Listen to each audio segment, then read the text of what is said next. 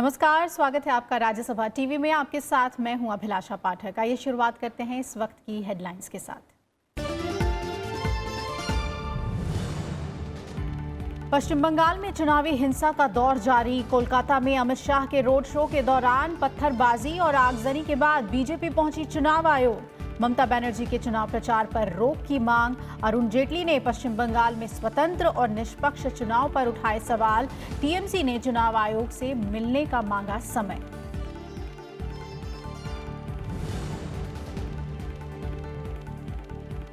लोकसभा चुनाव के 7वें और अंतिम चरण के लिए चरम पर प्रचार। प्रधानमंत्री नरेंद्र मोदी की आज पश्चिम बंगाल के बशीरहाट और डायमंड हार्बर में रैलियां। बिहार के पालीगंज और झारखंड के देवघर में भी जनसभा को करेंगे संबोधित।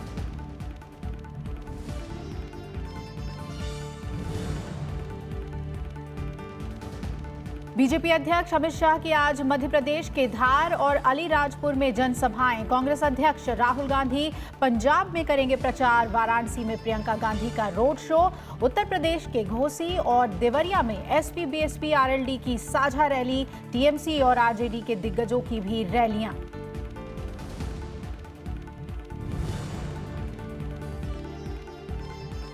चुनाव आयोग ने असम से राज्यसभा की 2 सीटों के लिए चुनाव तारीखों का किया ऐलान। 7 जून को होगा मतदान। 14 जून को पूर्व प्रधानमंत्री मनमोहन सिंह और राज्यसभा सांसद संतयुस कुजूर का कार्यकाल हो रहा है पूरा।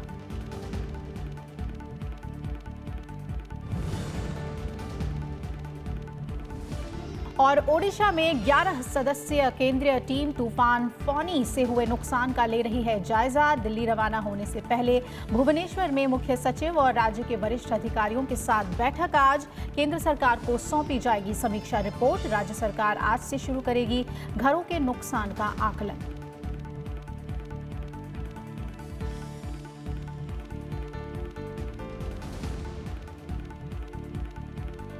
और आइए खबरों में सबसे पहले रुख करते हैं लोकसभा चुनाव से जुड़ी हुई खबरों का।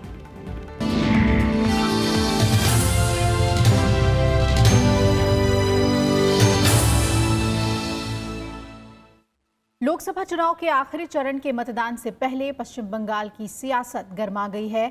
कोलकाता में बीजेपी अध्यक्ष अमित शाह के रोड शो के दौरान कल जमकर हंगामा हुआ।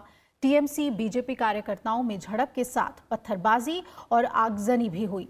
बीजेपी अध्यक्ष अमित शाह ने घटना की निंदा करते हुए कहा कि राज्य में हिंसा को समाप्त करने के लिए टीएमसी को सत्ता से बेदखल करना जरूरी हो गया है। वहीं ममता बनर्जी ने पत्थरबाजी में टीएमसी कार्यकर्ताओं के शामिल होने से इनकार किया है। बंगाल की जनता जिस प्रकार से उमड़ी है, ये दिखाई पड़ रहा है कि अब ये दिन बहुत दूर नहीं है कि यहाँ परिवर्तन होने जा रहा है। तस्वीर कोलकाता में बीजेपी अध्यक्ष अमित शाह के रोड शो की है, जहां इसमें शामिल होने बड़ी तादाद में लोग जुटे। लेकिन इस दौरान टीएमसी और बीजेपी कार्यकर्ताओं के बीच जमकर झड़प हुई। पत्थरबाजी में बीजेपी के कई समर्थकों के अलावा पत्रकारों को भी चोटें आई। बीजेपी ने आरोप लगाया कि टीएमसी कार्यकर्ताओं ने बीजेपी वर्कर पर हमला किया और आगजनी की। अमित शाह ने कहा कि राज्य में हिंसा को समाप्त करने के लिए टीएमसी को सत्ता से बेदखल करना जरूरी हो गया है और बंगाल की जनता से वोट के जरिए इसका जवाब देने की अपील की।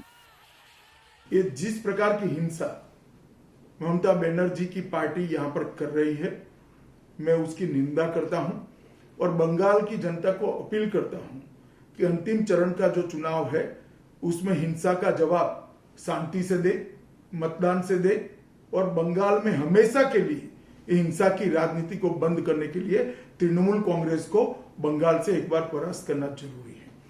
6 चरण के अंदर भी देश भर में कहीं हिंसा नहीं हुई, केवल और केवल बंगाल के अंदर हिंसा होती है। उधर ईश्वर चंद्र विद्यासागर की मूर्ति तोड़े जाने पर मुख्यमंत्री ममता बनर्जी ने बीजेपी को घेरा। देर शाम विद्यासागर कॉलेज पहुंचकर उन्होंने घटना की जानकारी ली।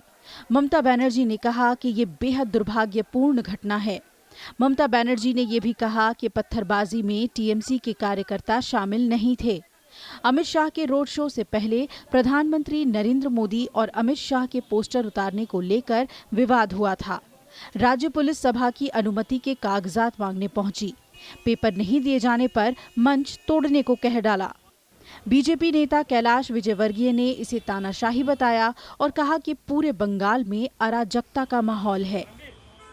यहाँ पर ममता जी के गुंडे और पुलिस दोनों ने साथ में आकर 15 मिनट में सारे हमारे लगे हुए कटआउट झंडे निकाल कर एक अराजकता का वातावरण बना दिया और जैसे ही हम आए तो भाग गए, अधिकारी भाग गए और गुंडे भी भाग गए। तो कुल मिलाकर ये अराजकता है। यहाँ पर डेमोक्रेसी बिल्कुल भी नहीं है। चुनाव आयोग कहने के लिए चुनाव आयोग का प्रशासन है, पर पूरी की पूरी टीएमसी का प्रशासन है जो कि यहाँ गुंडागिर्दी कर रहा है। अमित शाह के रोड शो के दौरान भारी हिंसा और आगजनी के बाद कोलकाता में हालात तनावपूर्ण हैं। बीजेपी अध्यक्ष ने सवाल किया कि उनके कार्यक्रम तो देश भर में होते हैं, लेकिन हिंसा पश्चिम बंगाल में ही क्यों होती है। हमारे देश में नेता या प्रतिनिधि चुनने का एक जरिया है जिसे हम लोकतंत्र का त्योहार भी कहते हैं, लेकिन इस लोकतंत्र में हिंसा को कहीं से भी जायज नहीं ठहराया जा सकता। पश्चिम बंगाल में बीजेपी अध्यक्ष अमित शाह की रैली में हुई हिंसा और तोड़फोड़ अब एक उदाहरण है कि कैसे इस त्योहार के रंग को बदरंग करने की कोशिश की गई है। कोलकाता से अपने कैमरा पर्सन सुधांशु के साथ अनु दीवान, राज्यसभा टीवी के लिए। तो कोलकाता में बीजेपी अध्यक्ष अमित शाह के रोड शो के दौरान हिंसा की गूंज दिल्ली में भी सुनाई दी। कोलकाता रोड शो के दौरान आगजनी की घटना के बाद केंद्रीय मंत्री निर्मला सीतारमण और मुख्तार अब्बास नकवी समेत बीजेपी का एक प्रतिनिधिमंडल चुनाव आयोग पहुंचा और राज्य में स्वतंत्र और निष्पक्ष चुनाव सुनिश्चित करने के लिए तत्काल हस्तक्षेप करने की मांग की। बीजेपी ने अराजक तत्वों और हिस्ट्री शीटरों को तत्काल गिरफ्तार किए जाने की मांग की है। साथ ही चुनाव आयोग से मुख्यमंत्री ममता बनर्जी को अपने समर्थकों को भड़काने के लिए प्रचार से प्रतिबंधित किए जाने की भी मांग की है। तत्काल रातों रात तमाम ऐसे अराजक तत्वों को, ऐसे हिस्ट्री शीटर्स को गिरफ्तार किया जाए ताकि फ्री एंड फेयर इलेक्शन हो सके। हमारे कार्यकर्ताओं की हत्याएं की जा रही हैं, उन पर जो है वो हिंसक हमले हो रहे हैं, उसके बाद भी एफआईआर के बाद भी गिरफ्तारियां नहीं की जा रही हैं। हमने मांग की है कि तत्काल ऐसे लोगों की गिरफ्तारी की जाए। साथ ही साथ फ्लैग मार्च सेंट्रल फोर्सेस का उन तमाम जिन जगहों पर चुनाव होने वाले हैं उन जगह पर फ्लैग मार्च किया जाए। That TMC workers went on a rampage. Not stones but huge rocks were thrown at our president. Police lathis were picked up by the TMC workers and that was also thrown at the workers of our party.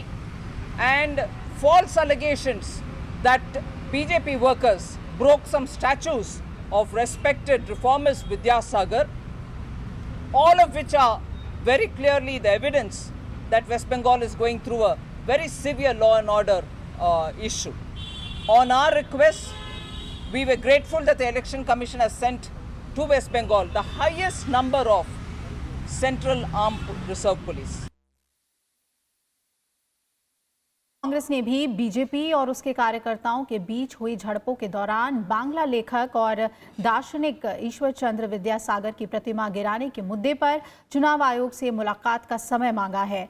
TMC ने tweet किया कि Derek O'Brien, Sukhendu Shekhar Roy, Manish Gupta, Nadimul हक वाली तृणमूल संसदीय team Kolkata में शाह के road show के बाद बंगाल की संस्कृति पर हुए हमले को लेकर चुनाव आयोग से मुलाकात करना चाहती है।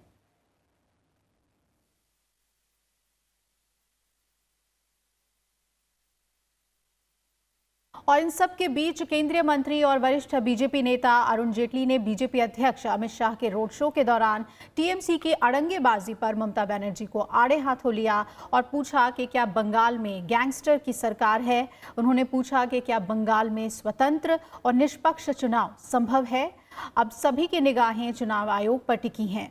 पश्चिम बंगाल सरकार को निरंकुश बताते हुए अरुण जेटली ने लिखा कि एक मुक्त समाज में हास्य, बुद्धि और कटाक्ष जीवित रहते हैं। इनका निरंकुशता में कोई स्थान नहीं है और तानाशाह लोगों पर हंसते हैं। वो ये पसंद नहीं करते कि लोग उन पर हंसे। बंगाल में आज ऐसा ही है। अगले ट्वीट में अरुण जेटली ने कहा कि अमित भाई इसे बनाए रखें। सिर्फ मोदी जी और आप बंगाल में वही कर सकते हैं जो दूसरे लोग महसूस करने में विफल रहे। जीत अब ज्यादा दूर नहीं है। उधर सीपीआई ने भी इस घटना की निंदा करते हुए बीजेपी और टीएमसी दोनों पार्टियों को इसके लिए जिम्मेदार ठहराया है। The Chief Minister of that state, Mamata Banerjee, she has to uphold the law and order, and it is state responsibility. And she also thinks she is the Chief Minister there. The government is in her hands. So it is competitive. Both BJP and TMC, they are responsible for the present situation in the state of West Bengal. तो कोलकाता में अमित शाह के road show के दौरान हुए हिंसा के बाद अभी क्या स्थिति है? कोलकाता में मौजूद है मेरी सहयोगी अनु दीवान, साथ ही मेरे वरिष्ठ सहयोगी अखिलेश सुमन भी इस मामले पे हमारे साथ जुड़ रहे हैं। पहले अनु, आपके पास आना चाहेंगे, समझना चाहेंगे कि आरोप और प्रत्यारोप बीजेपी और टीएमसी दोनों की ओर से लगाए जा रहे हैं, क्या कुछ बातें निकलकर सामने आ रही हैं अभी तक? बिल्कुल अभिलाषा, कल जिस तरह से यहाँ रोड शो के दौरान जो हिंसा हुई है वो काफ़ी निराशाजनक थी, और क्योंकि यहाँ पे एक माहौल जो है वो तनावपूर्वक हो चुका है। आरोप प्रत्यारोप इन पार्टियों, दोनों पार्टियों के बीच में हम शुरू से देखते आ रहे हैं कि लगातार चलते आ रहे हैं। चुनाव आयोग के पास शिकायतें जा रही हैं, राज्य सरकार जो कार्रवाई, राज्य सरकार की पुलिस जो कार्रवाई कर रही है, क्योंकि अब चुनाव है तो इसलिए उसको इलेक्शन कमीशन को रिपोर्ट करना होता है। इलेक्शन कमीशन इसके ऊपर पूरी तरह से संज्ञान ले रहा है, रिपोर्ट तैयार कर रहा है, क्योंकि अब ये आखिरी चरण है, 7वां चरण है, और यहाँ पे जो माहौल बनता जा रहा है वो काफी तनावपूर्वक बनता जा रहा है। हालांकि चुनाव आयोग ने पूरी कोशिश की है कि बंगाल में किसी तरह की हिंसा ना हो, ज्यादा से ज्यादा सिक्योरिटी फोर्सेस दिए गए हैं, पैरामिलिट्री फोर्सेस लगाई गई हैं, लेकिन उसके बावजूद हिंसा का माहौल यहाँ पे बनता जा रहा है। अब अगर हम आज की बात करें, आज भी यहाँ पे स्थिति कुछ ज्यादा अच्छी नहीं है। अभिलाषा, मैं आपको बताऊं, क्योंकि टीएमसी ने कल ही ऐलान कर दिया था कि वो भी यहाँ पर अपना विरोध दर्ज कराने के लिए कई जगहों पर अपना प्रोटेस्ट करेंगे। तो वहीं बीजेपी ने भी बताया था कि वो दिल्ली में करेंगे, लेकिन टीएमसी ने यहाँ पे कल ममता बनर्जी जब वहां पर आई थी तो उन्होंने वहां पर उस कॉलेज में जब आई थी तब कहा था कि यहाँ पे अपना विरोध दर्ज करेंगे। अब बात यहाँ पे कि जब रोड शो के दौरान हुआ क्या, दरअसल बताया जा रहा है कि वहाँ पे कुछ कॉलेज स्टूडेंट्स मौजूद थे जो कि टीएमसी के स्टूडेंट विंग्स के स्टूडेंट्स थे। उन्होंने वहाँ पे अमित शाह के रोड शो खत्म होने से पहले ही पुलिस ने बैरिकेडिंग कर दी थी, लेकिन वो बैरिकेडिंग वहाँ पे रोड शो खत्म होने से कुछ ही दूरी पर बैरिकेडिंग की गई थी, क्योंकि अमित शाह को स्वामी विवेकानंद के निवास तक जाना था, जहाँ पे उनको फूलों की माला से सम्मानित करना था, लेकिन वो वहां तक नहीं जा पाए। रोड शो कुछ ही दूरी में, हालांकि बहुत ही कम दूरी पे उनको खत्म करना पड़ा, लेकिन ये था कि वहाँ पे जो कॉलेज था, कलकत्ता यूनिवर्सिटी के स्टूडेंट्स वहाँ पे मौजूद थे। दोनों ही गुटों के बीच में हिंसा हुई, आगजनी हुई, पत्थरबाजी हुई, डंडे एक दूसरे के ऊपर उठाए गए और आप एक दूसरे पर आरोप लगा रहे हैं। बिल्कुल अनु, आप हमारे साथ बने रहिए। अखिलेश हमारे साथ जुड़े हुए हैं। अखिलेश जी, आपने भी पश्चिम बंगाल में काफी कवर किया पूरे इलेक्शन के दौरान। अहम बात यह है कि मतदान के दौरान भी हिंसा और झड़प की बातें सामने आती है, बीजेपी और टीएमसी के कार्यकर्ता भिड़ते हैं, और रोड शो के दौरान तो अब हिंसा बहुत ज्यादा देखने को मिल रही है। क्या माना जाए, किस तरह का माहौल चुनाव में बना हुआ है इस वक्त पश्चिम बंगाल में? देखिए अभिलाषा, अभी 9 संसदीय क्षेत्र के चुनाव बाकी हैं और ये आखिरी चरण है, और पश्चिम बंगाल के हर चरण में चुनाव पूर्व भी हिंसा हुई है और चुनाव के बाद में भी हिंसा हुई है। मैंने देखा था कि जब ब्रिगेड परेड मैदान में प्रधानमंत्री नरेंद्र मोदी की सभा होने वाली थी पिछली बार, सबसे पहली सभा चुनाव की घोषणा के बाद, उस समय भी बीजेपी के कार्यकर्ताओं को पीटा गया था। उन लोग जब पोस्टर लगाने कहीं जा रहे थे, कहीं बैनर लगाने जा रहे थे, तो एक राजनीतिक औजार के रूप में पश्चिम बंगाल में इधर मैं कहूं कि 7-8 सालों से राजनीतिक औजार के रूप में हिंसा का उपयोग किया जा रहा है और भय का माहौल बनाया जा रहा है। और इसी कारण से सभी राजनीतिक दलों ने, चाहे वो सीपीएम हो, सीपीआई हो, लेफ्ट फ्रंट का कोई और घटक हो, कांग्रेस हो, सबने शिकायत की चुनाव आयोग से, इंक्लूडिंग बीजेपी, कि पश्चिम बंगाल में हिंसा पर रोक लगाई जाए। और उसके बाद यह भी उन्होंने शिकायत की कि मतदाता मतदान केंद्र पर पहुंच पाए, इसे सुनिश्चित किया जाए। तो इसलिए धीरे धीरे आपने देखा होगा कि चुनाव आयोग ने भी वहां की व्यवस्था, कानून व्यवस्था को भी तकरीबन जो कम से कम डिप्लॉयमेंट की स्थिति है उसे अपने हाथ में लिया है। और मुझे लगता है कि इसके कारण वोटर परसेंटेज काफी बढ़ा है। और जब वोटर लेकिन इन सब के बावजूद जो है वो इस तरह की तस्वीर देखने को मिली है। अखिलेश जी, अनु हमारे साथ जुड़ी हुई है क्योंकि आज प्रधानमंत्री की भी वहां पर 2 रैलियां होनी है। अनु, जानना चाहेंगे आपसे, जैसा कि आप बता रही थी कि आज प्रोटेस्ट प्रोटेस्ट करने की बात सामने आ रही है बीजेपी और टीएमसी के कार्यकर्ताओं की तरफ से, और आज प्रधानमंत्री की 2 जगहों पर रैलियां हैं, उसके मद्देनजर किस तरह की तैयारियां हैं वहां पर? बिल्कुल अभिलाषा, आज प्रधानमंत्री यहाँ पे 2 रैलियां करेंगे, एक बशीरहाट और डायमंड हार्बर। यहाँ पे जिस तरह का तनाव इस समय, क्योंकि कल रोड शो में जो कुछ हुआ वो काफी निराशाजनक रहा और उससे एक भय और डर का माहौल बन चुका है। जाहिर है कि कहीं ना कहीं अब इसका असर हर रैली और हर जनसभाओं में हम देखते आ रहे हैं कि किस तरह पश्चिम बंगाल में हिंसा बढ़ती जा रही है। अभी अखिलेश जी ने सही कहा कि चाहे चुनाव हो, चुनाव के दिन पोलिंग हो या चुनाव के बाद की स्थिति हो, ये इस तरह का माहौल हम पश्चिम बंगाल में देखते आ रहे हैं। लेकिन अगर हम बात करें आज प्रधानमंत्री नरेंद्र मोदी की रैली की, तो सबसे पहली रैली जो है वो बशीरहाट में है। रहता है, ये देखने वाली बात होगी। बहुत बहुत शुक्रिया आपका वहां से हमें ताजा हालात के बारे में जानकारी देने के लिए। अखिलेश जी, आपका भी शुक्रिया इस खबर पे हमारे साथ जुड़ने के लिए।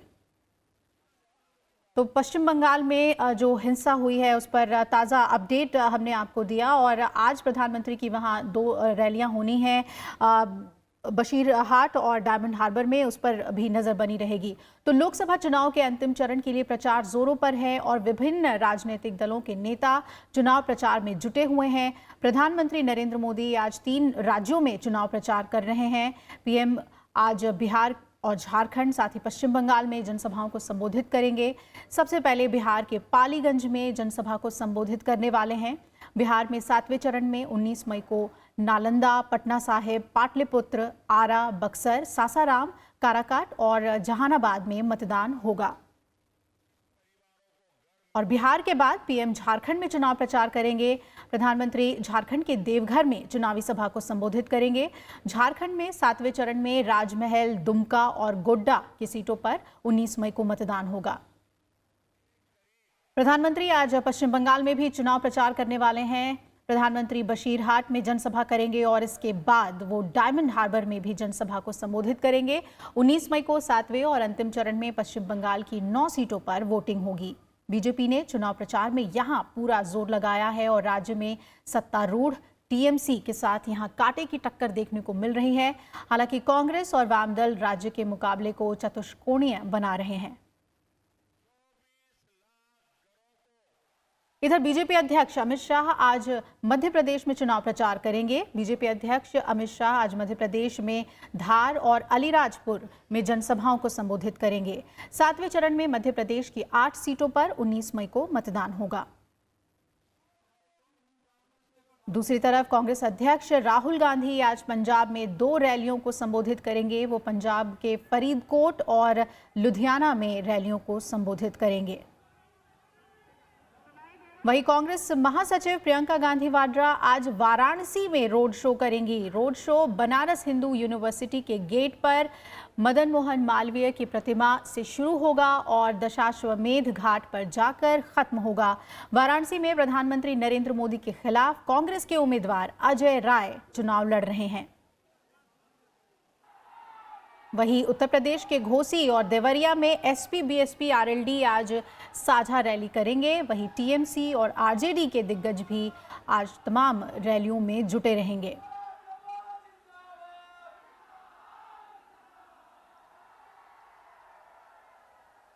और आइए रुक कर लेते हैं उत्तर प्रदेश का नवविक्रम, मेरे सहयोगी हमारे साथ जुड़ रहे हैं। नवविक्रम, वाराणसी से प्रियंका गांधी के चुनाव लड़ने के कयास लगाने के बाद अब जब अजय राय वहां के कैंडिडेट हैं तो आज रोड शो है प्रियंका गांधी का, वहां किस तरह की तैयारियां हैं?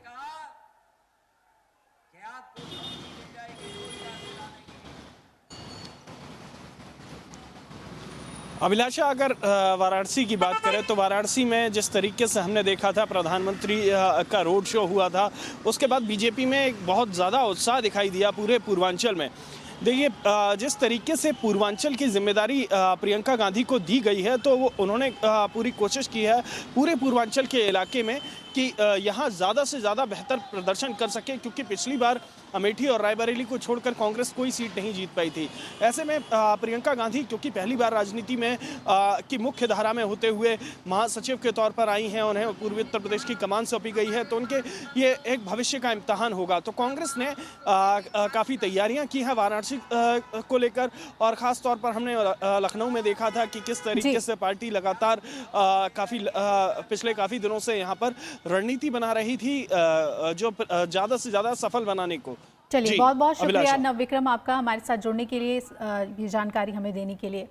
उधर चुनाव आयोग ने ओडिशा के 10 जिलों के 34 बूथों पर फिर से मतदान का निर्देश जारी किया है और इन बूथों पर 19 मई को मतदान कराया जाएगा। इन बूथों पर तीसरे चरण में 23 अप्रैल और चौथे चरण में 29 अप्रैल को हुए मतदान में कुछ दिक्कतों की वजह से फिर से मतदान का फैसला लेना पड़ा।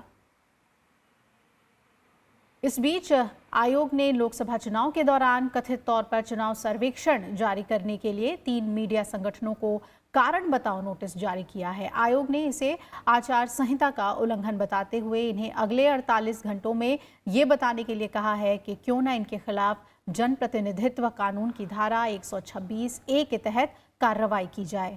चुनाव आचार संहिता के नियमों के मुताबिक चुनाव की अधिसूचना जारी होने के बाद मतदान प्रक्रिया पूरी होने तक चुनाव सर्वेक्षण या एग्जिट पोल जारी नहीं किए जा सकते हैं।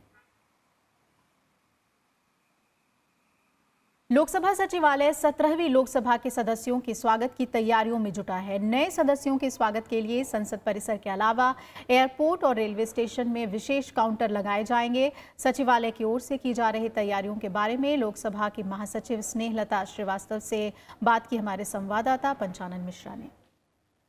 17वीं लोकसभा के लिए चुनकर आने वाले सांसदों के लिए अब संसद भी तैयार हो रही है। इस संसद की तैयारी कैसी है, इन नए लोकसभा के सांसदों के लिए क्या सुविधाएं होंगी, उनके लिए क्या फैसिलिटेशन सेंटर्स बनाए जाएंगे कि ताकि उनको यहां पर आने में, तमाम फॉर्म भरने में क्या सुविधाएं हों, इसी पर बात करने के लिए हमारे साथ हैं लोकसभा की महासचिव स्नेहलता श्रीवास्तव जी। पहला सवाल तो यही है कि 17वीं लोकसभा के लिए पार्लियामेंट किस तरह से तैयार हो रही है अपने नए लोकसभा को वेलकम करने के लिए या फिर नए सांसदों के लिए? जी देखिए, ऐसा है कि यदि हम शुरुआत करें तो जब नए सांसद महोदय का चुनाव हो जाएगा और रिटर्निंग ऑफिसर उनको सर्टिफिकेट देंगे, तो उस रिटर्निंग ऑफिसर के सर्टिफिकेट के साथ में लोकसभा का एक पत्र भी उनको दिया जाएगा। उस पत्र में ये सभी बातें लिखी हैं कि उनके लिए क्या क्या व्यवस्था की गई हैं जब वो संसद में प्रवेश करेंगे। जब वो अपना सर्टिफिकेट लेकर के आएंगे तो साथ में उनको कुछ फॉर्म्स भरने की भी औपचारिकताएं पूरी करनी होती हैं और उसके लिए फिर हमने उनको अपने जो फॉर्म्स उनसे भरवाने हैं उसके 2 भाग किए हैं। एक पार्ट 1 है जो हमें तत्काल आवश्यक होगा और पार्ट 2 है जिसमें वो कुछ दिन बाद भी हमें जानकारी दे सकते हैं और इस तरह से उन्हें सुविधा हो जाएगी। इसके अलावा जैसे ही उनका चुनाव होगा, हमने लोकसभा सचिवालय के अधिकारियों को कॉन्स्टिट्यूएंसी वाइज जिम्मेदारी दी है कि वे जैसे ही चयनित होते हैं सांसद महोदय, उनको संपर्क करके और उनको एक तो स्वागत संदेश देंगे और दूसरा उनसे ये भी जानकारी लेंगे कि वो किस तरह से दिल्ली संसद में आना चाह रहे हैं, किस फ्लाइट से आएंगे, किस ट्रेन से आएंगे, जिससे कि उनकी आगे की व्यवस्था की जा सके। जो तीसरी व्यवस्था की गई है वो रेलवे स्टेशंस, जो मुख्य रेलवे स्टेशंस हैं और जो एयरपोर्ट्स हैं उनमें की गई है और वहाँ पे गाइड पोस्ट और वेलकम पोस्ट रहेगी जहाँ पर लोकसभा के अधिकारी उनको रिसीव करने के लिए उपस्थित रहेंगे। क्योंकि प्रोग्राम पहले से पता होगा थ्रू नोडल ऑफिसर्स, तो उनको रिसीव करने में भी सुविधा रहेगी और फिर उनको हम संसद लेकर के आएंगे। संसद में कमरा नंबर 62 में 10 काउंटर लगाए जा रहे हैं और उस 10 काउंटर में हर काउंटर पे 3 व्यक्ति हैं जिसमें से 2 उनके फॉर्म को, सर्टिफिकेट को देखेंगे, फिर उनके फॉर्म्स को चेक करेंगे यदि वो पहले से भर के लाए हैं। यदि नहीं लाए हैं तो उसको भरवाना होगा और जो तीसरा व्यक्ति है वो उनके दिल्ली में रुकने की व्यवस्था यदि उन्हें आवश्यक है तो उसके लिए उनको स्लिप और आवंटन आदेश देगी। तो लोकसभा की महासचिव स्नेहलता श्रीवास्तव जिन्होंने कई मुद्दों पर बातचीत की और जो नए सांसद हैं जो चुनकर आ रहे हैं यहाँ पर, उनके लिए फैसिलिटेशन काउंटर से लेकर सारी सुविधाओं को मुहैया कराया गया है ताकि वो आएँ यहाँ पर और बिना किसी बाधा के चाहे वो आवास का आवंटन हो या फिर तमाम अपने सर्टिफिकेट्स लेना हो या किट लेनी हो, उन सभी की व्यवस्था लोकसभा सचिवालय के कर्मियों के द्वारा की गई है। कैमरामैन सुरेश के साथ पंचरण मिश्रा, राज्यसभा टीवी।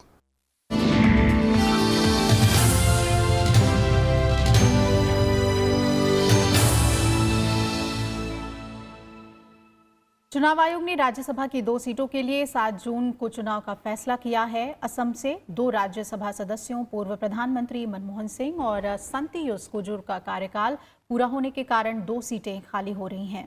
इन दोनों सांसदों का कार्यकाल 14 जून को खत्म हो रहा है। 21 मई को उच्च सदन की 2 सीटों के लिए अधिसूचना जारी की जाएंगी और नामांकन की अंतिम तारीख 28 मई है, जबकि 29 मई को जांच के बाद उम्मीदवार 31 मई तक नामांकन वापस ले सकेंगे। 7 जून को सुबह 9 बजे से शाम 4 बजे तक मतदान होगा। शाम 5 बजे से मतगणना की जाएगी।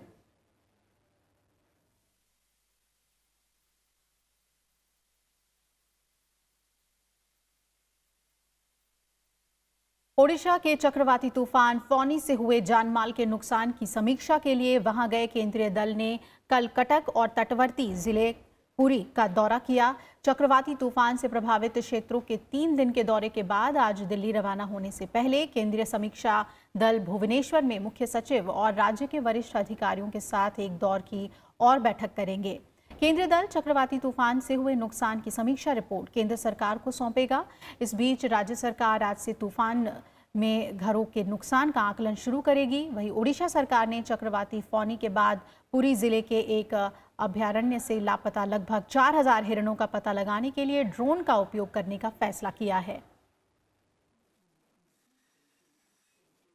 आज विश्व परिवार दिवस मनाया जा रहा है। उपराष्ट्रपति एम वेंकैया नायडू ने विश्व परिवार दिवस के अवसर पर ट्वीट करके कहा कि हम अपनी पारिवारिक मान्यताओं मर्यादाओं के प्रति निष्ठावान रहेंगे। उन्होंने लिखा कि वसुधैव कुटुंबकम की अवधारणा हमारा आदर्श रहा है।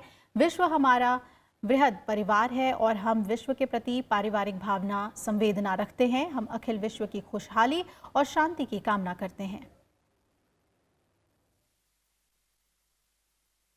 General KM. करियप्पा की आज पुण्यतिथि है। आजादी के बाद जनरल के.एम. करियप्पा के नेतृत्व में भारतीय सेना ने अपनी एक अलग मुकाम हासिल की थी। इस बुलेटिन में फिलहाल मेरे साथ इतना ही। आप जुड़े रहिए राज्यसभा टीवी के साथ। नमस्कार।